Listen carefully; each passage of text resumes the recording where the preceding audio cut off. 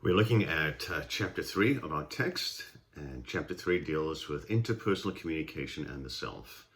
It's made up of 3 segments, and in this first segment, we will look at communication and the self concept. In the second segment, we will look at presenting the self, and in the third segment, we will look at disclosing the self. So let's jump into the first one, communication and the self concept. So who are you really?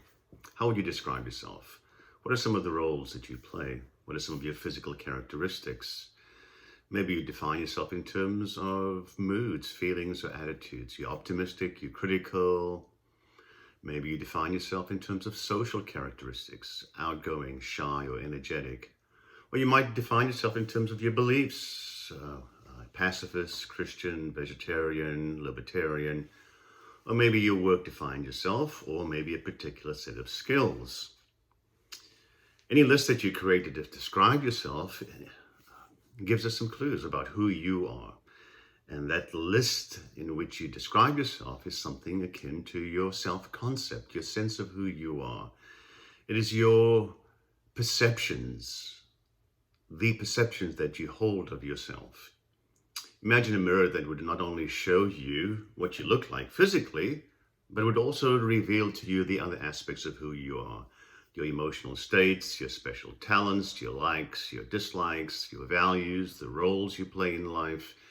All of that would be what the textbook describes as your self-concept. Now, not every dimension, of your self-concept list is equally important. There's some things that are more salient, more significant, that define you more deeply than others.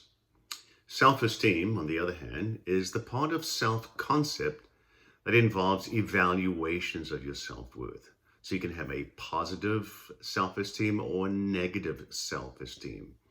How you feel about the qualities that you have determines your self-esteem. So see the relationship between self-concept and self-esteem. The two are certainly interrelated. People who feel good about themselves generally have positive expectations about how they will communicate. And those feelings increases the chance, the probability of success. And success increases positive re-evaluations, which reinforce self-esteem. So you see, it's a wonderful, positive, ongoing cycle. But it can always also be a very negative, vicious cycle, on the other hand, with people who have low esteem, and you can see how that works out.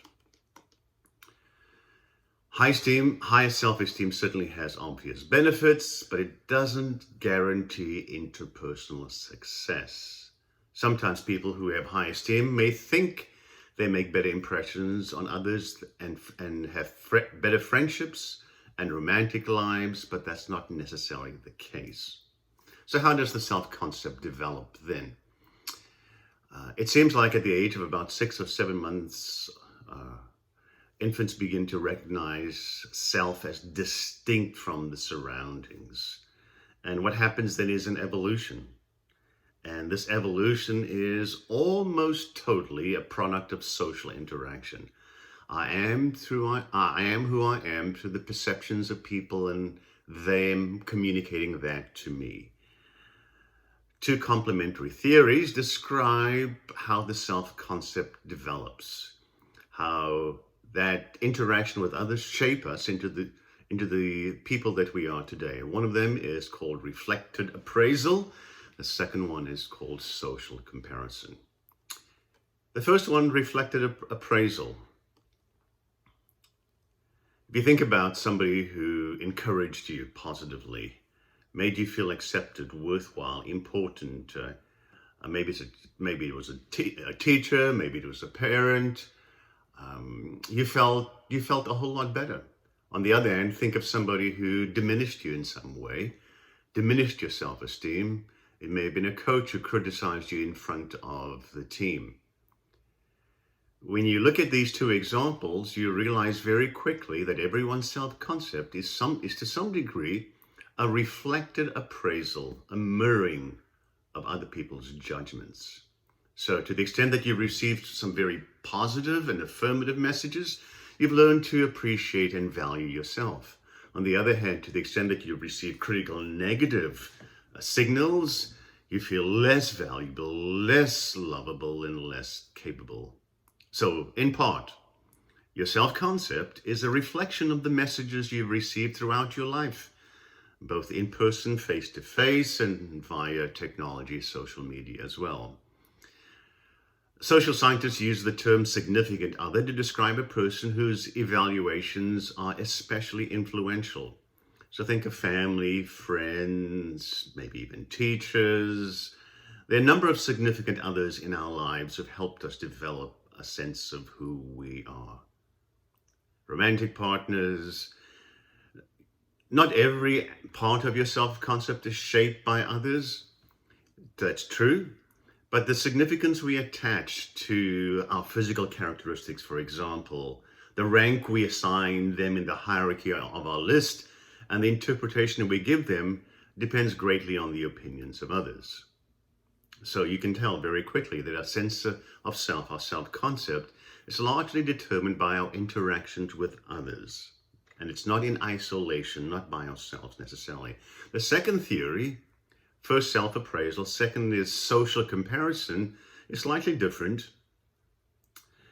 This theory proposes that we form our self-image by the process of social comparison, evaluating ourselves in comparison with others. So this is where we decide whether we are superior or inferior, whether we are similar or different, and the people that we compare ourselves to are referred to as reference groups. We evaluate our characteristics in terms of a reference group. So you might feel ordinary or inferior in terms of talent, friendships, or attractiveness if you compare yourself to an inappropriate reference group. So it's important that you find the right reference group to compare yourself to. People who use others' online profiles as a point of comparison may feel less attractive, less successful, and happy after doing so. For example, with Facebook. Facebook comparisons can lead, and often does, lead to lower self-esteem and even depression. You'll find out that social networking profiles really are an exercise in impression management, and they rarely reflect the true reality of what's going on in a person's life. The ups and downs, usually just the ups and not the downs. So to some degree, we're in control of our reference groups. And once you place yourself alongside a truly representative sample, your self-concept may be more realistic. What are some of the characteristics of the self-concept? First, the self-concept is subjective. That is, that the way we view ourselves may be at odds, different, maybe even radically so, with others' perception, and sometimes even with the observable facts. So, the textbook says that people are often notorious bad judges of their own communication skills. There's sometimes when we view ourselves more harshly than we should, than the facts warrant. Self-evaluations can be distorted for several reasons. One is obsolete information. So the effects of past failures, whether in school or social relationships, can linger long after the event has gone and passed, and yet we hang on to them and they affect us negatively. Sometimes we think that the positive experiences of the past or past successes will guarantee future success, and that's not the case either.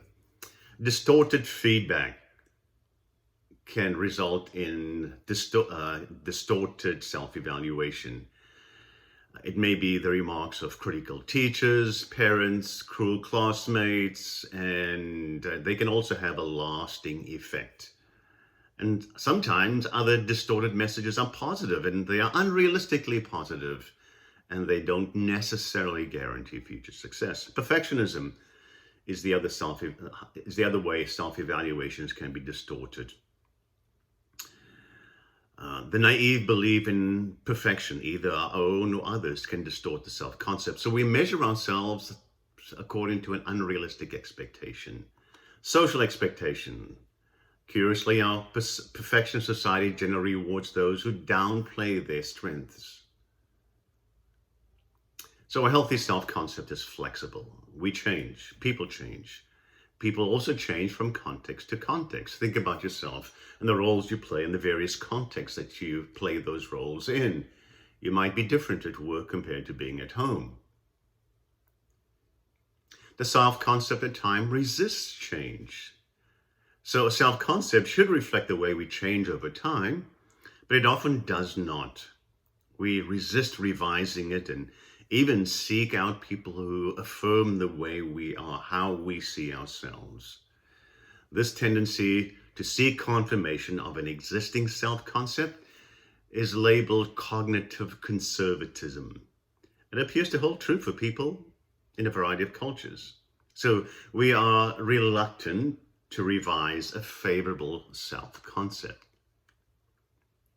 This holds true even if our outmoded self-perception, when compared to the new image, the new image is better, yet we tend to cling on to and hold to the old. The tragedy of this cognitive conservatism is that people with negative self-esteem, unnecessarily so, can become their own worst enemies, denying themselves the validation that they seek from others and the need to enjoy satisfying relationships. So if you are in need of a self-concept change, the best prescription is to surround yourself with significant others who offer you accurate, affirming messages about who you are and who you are becoming. The next section deals with self-fulfilling prophecy and communication. So self-concept is a powerful influence on the personality that it can affect your future behavior and that of others. Self-fulfilling prophecy occurs when a person's expectations of an event and his or her subsequent behavior based on those expectations make the outcome more likely to occur. So here's how it plays out. You hold an expectation for yourself or for others, and you find out very quickly that you or they, and you must communicate it to them, they behave in accordance with that expectation. What happens? Voila, the expectation comes to pass. That reinforces the original expectation. The textbook offers a good example, and you can read that. There are two types of self-fulfilling prophecy. Self-imposed prophecies occur when your own expectations influence your behavior. And then a second category is when one person's expectations govern another's actions. And so if you tell a student, you're brilliant, you communicate well, it's amazing how very often that student rises to the occasion. And they may have been an average communicator, but now they work much harder and they certainly do improve significantly. So the second type only occurs when the observer communicates that belief. So I must communicate that I believe that you're an excellent communicator for this prediction to have any effect or impact. So how do we go about presenting the self? So far, in fact, let's just stop there.